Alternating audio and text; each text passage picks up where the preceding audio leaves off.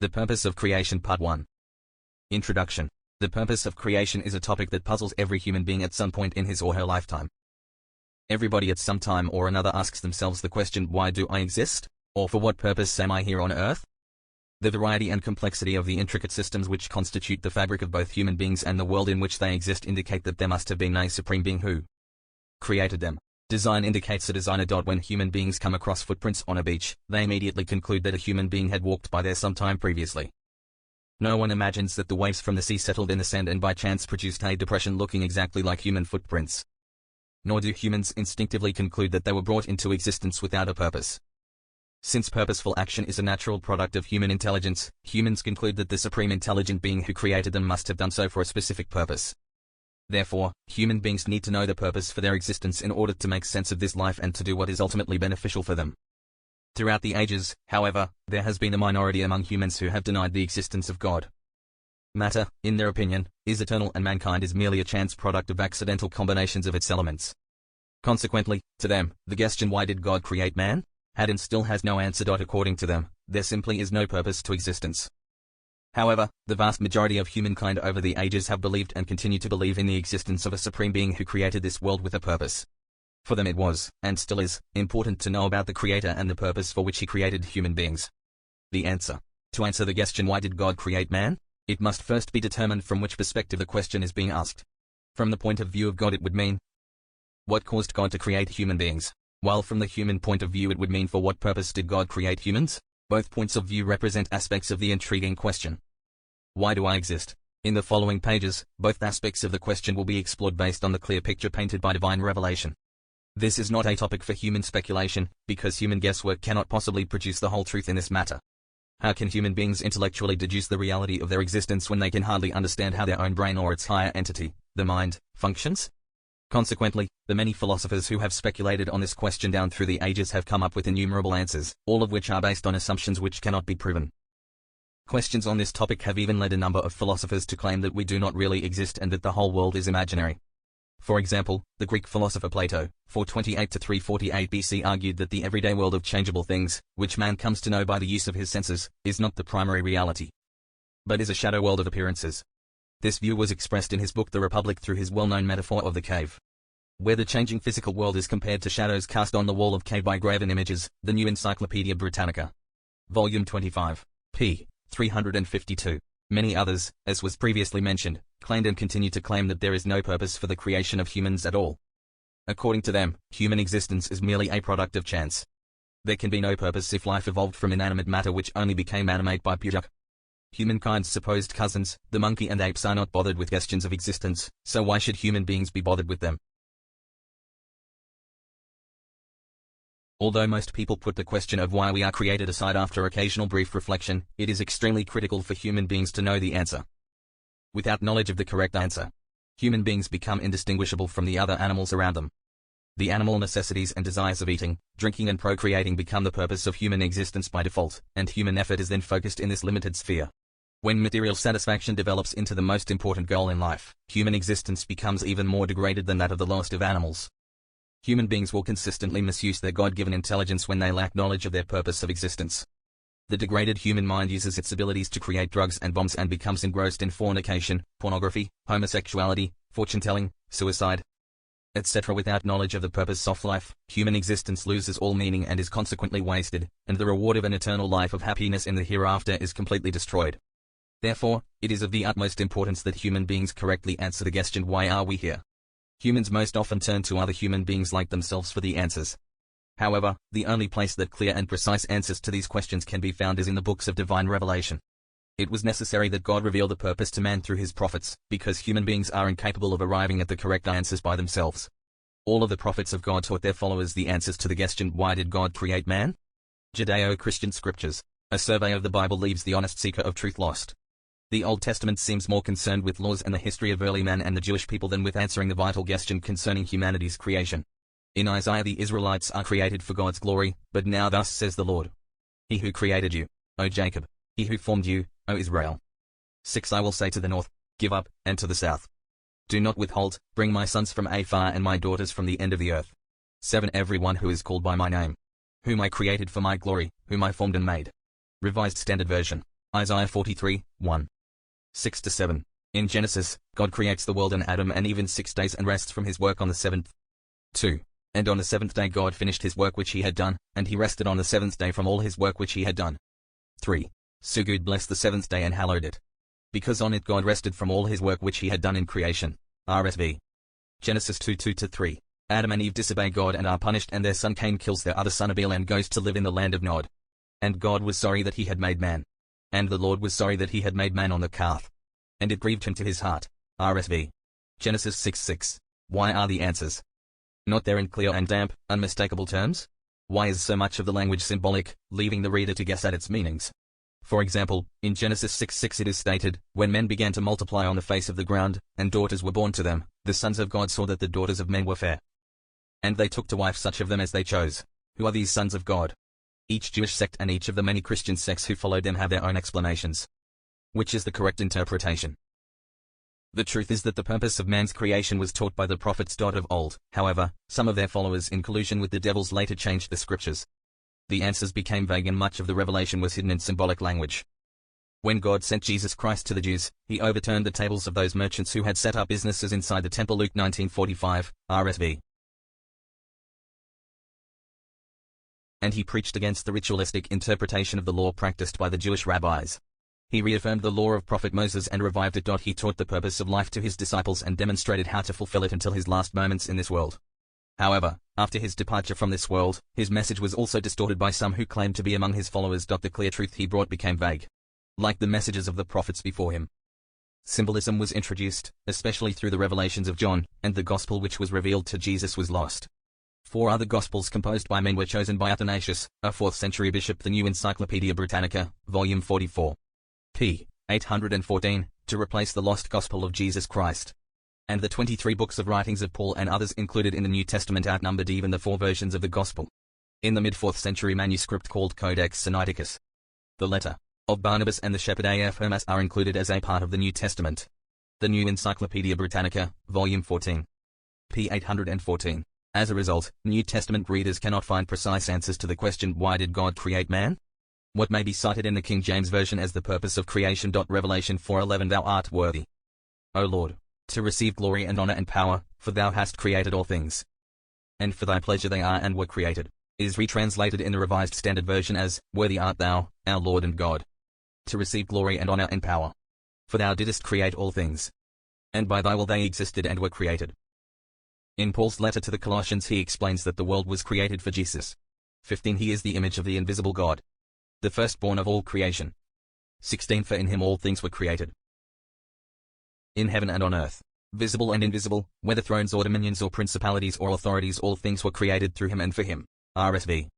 Colossians 1:15, and one is forced to blindly follow the contrived dogmas of whatever sect they happen to belong to or adopt. The Gospels are interpreted according to each sect's beliefs, and the seeker of truth is again left wondering, which one is correct? The Incarnation of God.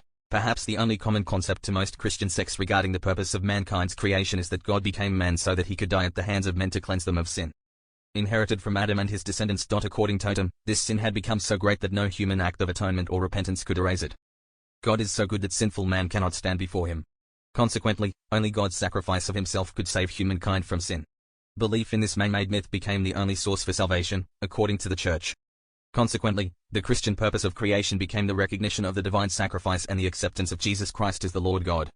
This may be deduced from the following words attributed to Jesus in the Gospel according to John, for God so loved the world that he gave his only Son, that whoever believes in him should not perish but have eternal life.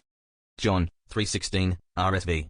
However, if this is the purpose of creation and the prerequisite for everlasting life, why was it not taught by all the prophets? Why did God not become man in the time of Adam and his offspring so that all mankind would have an equal chance to fulfill their purpose for existence and attain everlasting life? Or did those before Jesus' time have another purpose for existence? All people today whom God has destined never to hear of Jesus also have no chance to fulfill their supposed purpose of creation. Such a purpose is obviously too limited to fit the need of humankind. Everything is God. The Hindu scriptures teach that there are many gods, incarnations of gods, persons of God, and that everything is God, Brahman.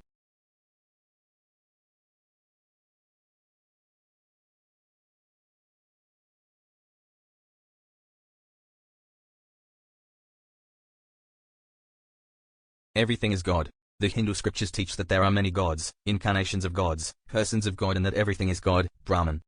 In spite of the belief that the self, Atman of all living beings is actually Brahman, an oppressive caste system evolved in which the Brahmins, the priestly caste, possess spiritual supremacy by birth. They are the teachers of the Vedas. The Veda, meaning knowledge, is a collective term for revealed, Sruti heard, sacred scriptures of the Hindus.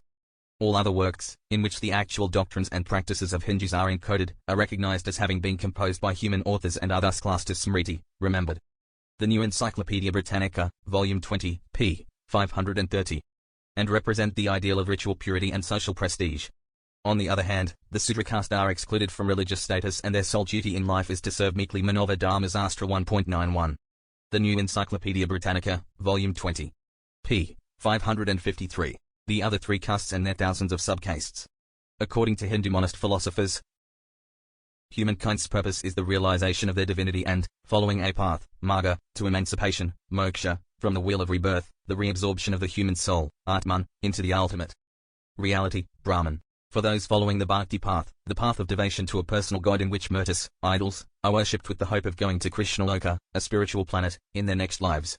The purpose is to love God because God created humankind to enjoy a relationship as a father enjoys his children, Srimad Bhagavatam.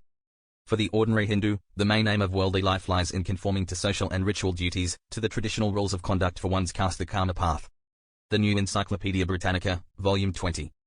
p. 520. Although most of the religion of the Vedic texts, which revolves around rituals of fire sacrifice, has been eclipsed by Hindu doctrines and practices found in other texts, the absolute authority and sacredness of the Veda remains a central tenet of virtually all Hindu sects and traditions. The Veda is composed of 4 collections, the oldest of which is the Rig Veda, wisdom of the verses. In these texts, God is described in the most confusing terms. The religion reflected in the Rig Veda is a polytheism mainly concerned with appeasing deities associated with the sky and the atmosphere. The most important of which were Indra, god of the heavens and rain, Varuna, guardian of the cosmic order, Agri, the sacrificial fire, and Surya, the sun. In later Vedic texts, interest in the early Rig Vedic gods declines, and polytheism begins to be replaced by a sacrificial pantheism to Prajapati, lord of creatures, who is the all. In the Upanishads, secret teachings concerning cosmic equations, Prajapati merges with the concept of Brahman, the supreme reality and substance of the universe, replacing any specific personification, thus transforming the mythology into abstract philosophy. The New Encyclopedia Britannica, Volume 20. Pages 529 to 530. If the contents of these scriptures were all that human beings had to choose from for guidance, one would have to conclude that God hid both himself and the purpose of creation from humankind. God is not the author of confusion, nor does he wish difficulty for mankind. Consequently, when he revealed his final communication to humankind 1,400 years ago, he ensured that it was perfectly preserved for all of the generations of human beings to come. In that final scripture, the Quran, God revealed his purpose for creating mankind and, through his last prophet, he clarified all of the details which man could comprehend.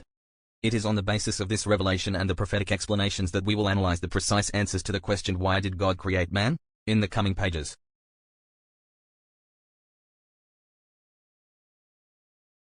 Why did God create? From the point of view of God, an even more fundamental question needs to be asked, why did God create? This question should be asked because humankind is not, in fact, the greatest creation.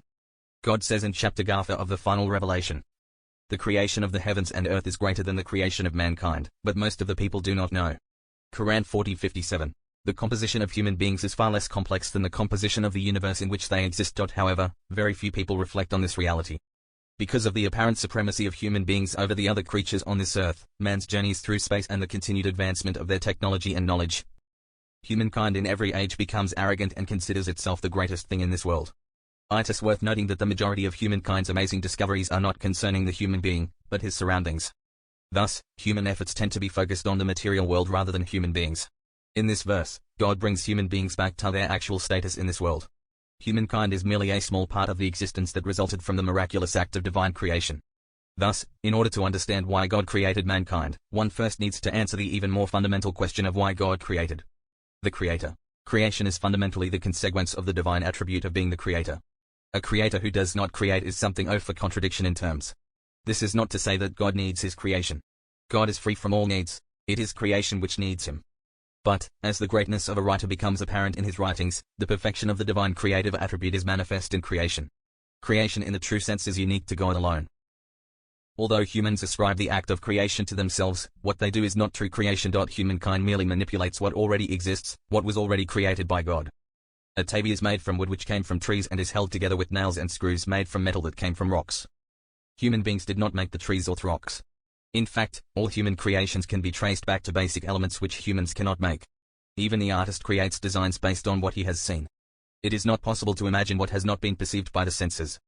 Thus, all of the artist has thoughts are reflections on what was already created. Only God alone creates from nothing. This basic fact was and still is incomprehensible to some. Some ancient as well as modern philosophers, who could not comprehend how God could create from nothing, claimed that the created world and its contents are all originally a part of God. This is also Hindu belief regarding the supreme reality, Brahman. In the last, 10th, book of the Veda, in the hymn of the cosmic man, Purusasukta, it is said that the universe was created out of the paras of the body of a single cosmic man, Purusa, when his body was burned and dismembered at the primordial sacrifice. The four castes emerged from his body, the priest, Brahman, from the mouth, the warrior, Rajanya, from the arms, the peasant, Vaisya, from the thighs, and the servant, Sudra, from the legs. The New Encyclopedia Britannica, Volume 20. p. 531, that is, according to them, God took a part of himself and made the universe. This conclusion is based on comparing God to man, who can only create by modifying what already exists. However, God denies any such comparisons which would give him human limitations. In chapter Ashura of the final revelation, he states, "There is nothing like unto him, there is no similarity whatsoever between the Creator and his creation in essence, in attributes or in deed, and he is the hearing, the seeing, after seeing ad FTNT, who sees and understands all things apparent and unapparent, visible and invisible."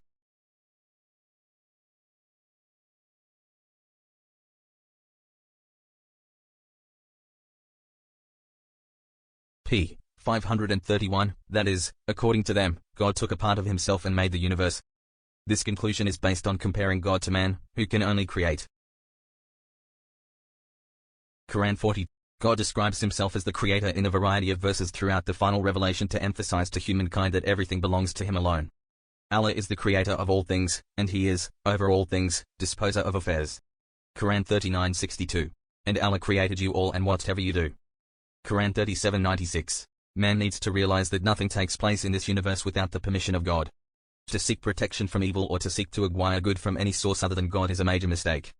Due to ignorance, many people attempt to avoid misfortune and to gain good fortune through a variety of charms and amulets, astrology, palmistry, etc. Consequently, in the final revelation, chapter Al-Falaq, God informs human beings to seek refuge in God from evil. Say, I seek refuge in the Lord of the Dawn, from the evil of what he has created. Quran 113:1-2. Allah, God Almighty, is not evil, he is good. He created a world in which evil or good can be done by beings to whom he gave this ability. However, no evil or good can take place in this world without the permission of God. This is why it is futile to turn to others besides God for help and protection. No disaster strikes except by permission of Allah. And whoever believes in Allah, he will guide his heart. And Allah is knowing of all things.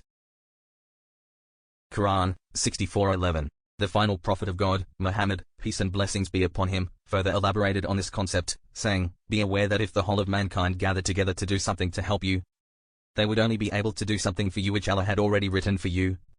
Likewise, if the whole of mankind gathered together to harm you, they would only be able to do something to harm you which Allah had already written to happen to you." Reported by Abbas and collected by Taimiyah and authenticated. In Sharh of Sunan Taimiyah, Volume 2. pp. 308-309 number 2043.